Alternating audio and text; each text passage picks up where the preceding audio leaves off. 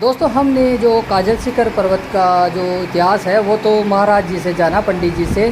साथ ही जो जीन माता का मंदिर है नीचे, तो उनके मंदिर के इतिहास के बारे में यहीं जान लेंगे। क्योंकि दोस्तों नीचे जो अभी नवरात्रों का समय है, बहुत ही ज़्यादा जो भक्तों की भीड़ बनी हुई है, तो यह महाराज जी को भी इतिहास के बारे में जो पता है, तो एक बार जो माता रानी का नीचे मंदिर है जीन माता का, तो उनके बारे में इतिहास हम जान लेते हैं। और बाकी का जो आपको भक्तों की भीड़ और जो हमें जहाँ तक कैमरा अलाउ होगा वहाँ तक का जो व्यू है इस ब्लॉग में आपको देखने को मिलेगा।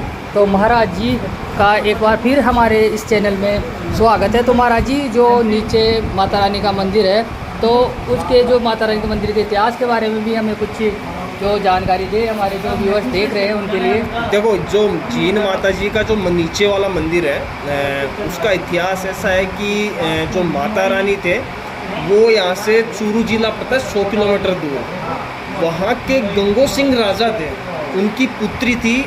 एक का नाम था जीन और जो उनके भाई थे उनका नाम था हर्ष। जब वो बड़े हुए, धीरे धीरे बड़े होने के बाद में जो उनकी जो माता जी थे वो एक अप्सरा थी जो वापस इंद्रलोक गमन कर गए थे। और जो उनके पिताजी थे उनके दुख में वो भी जो देवलोक गमन कर गए थे। तब धीरे धीरे करके दोनों बहन भाई दोनों धीरे धीरे करके बड़े हुए। हर्ष की शादी हुई। हर्ष की शादी होने के बाद में जो उनकी पत्नी आई थी, तो उन्होंने जो माता रानी थे उनको कुछ बोल दिया था। तो उनको क्या है, वो बहुत हृदय में उनके विकार हुआ, उसके कारण वो वहाँ से नाराज़ होकर के वो यहाँ पे जो अरावली की ये जो पहाड़ी है यहाँ पे माता रानी आए थे। और माता रानी ने यहाँ पे जयंती माता की तपस्या करी और जयंती माता की तपस्या करते करते जयंती माता की मूर्ति में ही विलीन हो गई। और जो उनके भाई थे उनको मनाते मनाते यहाँ पे आए थे। जब माता रानी ने मना कर दिया था कि मैं अब यहाँ से नहीं जाऊँगी, तो हर्ष ने कहा कि अगर तू नहीं जाएगी तो मैं वहाँ जाके क्या करूँगा। तो उन्होंने भी मतलब यहाँ पे भैरत्व प्राप्त किया और यहाँ से 18 किलोमीटर दूर जो हर्ष भैरव मंदिर है वहाँ पे उन्होंने भैरव सिद्धि प्राप्त की और हर्षनाथ भैरव के नाम से जाना जाने लग गए वो। और जो माता रानी थे वो यहाँ से फिर नीचे चले गए थे, तो जीन माता मंदिर नीचे हो गया। और जो ऐसे कहते हैं जब औरंगजेब ने यहाँ आक्रमण किया तो वो भी एक कहानी है। उसमें ये होता है कि जो दिल्ली के जो राजा थे औरंगजेब, वो हिंदुओं के मंदिर तोड़ते हुए दिल्ली से यहाँ आए थे। यहाँ पे आने के बाद में जो हर्षनाथ भैरव मंदिर है उसको भी उन्होंने तोड़ा था, ध्वस्त किया था। वहाँ पे भी अभी भी मूर्तियाँ मतलब टूटी हुई पड़ी है। तब वो वहाँ से तोड़ते हुए फिर जब वो यहाँ है, यहाँ आने के बाद में जो पाराशर पुजारी थे वो देख के घबरा गए। इतनी बड़ी सेना को देखने घबराए। उन्होंने माता रानी से अरदास लगाई कि हे माता रानी, इसका कुछ सोल्यूशन निकाल। तो माता रानी के जस्ट पीछे की साइड में आपने देखना कि वहाँ पे भौरव वाली माता का मंदिर है, जो माता रानी का दूसरा ही रूप है।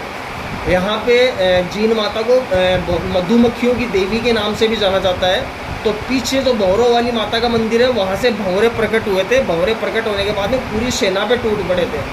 तब जब वो रोग विकार हो गए थे औरंगजेब के, तो उन्होंने यहाँ पे आके माफ़ी मांगी माता रानी से कि हे माता रानी, मेरी गलती हो गई, मुझे माफ़ कर दे, मैं तेरे सोने का छत्तर और घी और तेल की जोत जलाऊँगा। तो यहाँ पे अभी आप नीचे मंदिर में जाओगे तो उनका चढ़ाया हुआ सोने का छत्र भी है। और यहाँ पे घी और तेल की दो जोत जलती है जो अखंड जल रही है। पहले औरंगजेब वो खुद बेचते थे घी और तेल, उसके लिए स्वामन घी स्वामन तेल। और आज दिल्ली गवर्नमेंट यहाँ पे स्वामन तेल स्वामन घी बेचती है, जो आज भी चल रहा है। कितने समय से जल रही है? तो उसको काफ़ी टाइम हो गया, जब औरंगजेब का टाइम था तब से वो जल रही है। तो दोस्तों ये था जो माता रानी का मंदिर। अभी आप आगे ब्लॉग देखोगे और आपने देखा तो उसके बारे में इतिहास हमने यहाँ महाराज जी से ही जान लिया, जो पुजारी जी है। तो दोस्तों आगे का ब्लॉग देखने के लिए जुड़े रहिए ब्लॉग में। और अब ब्लॉग में आप नए हो तो प्लीज़ चैनल को भी सब्सक्राइब करें। आगे भी आपको जो मंदिर के बारे में जानकारियाँ मिलती रहेगी इस चैनल पे, तो जुड़े रहिए। मिलते हैं आपसे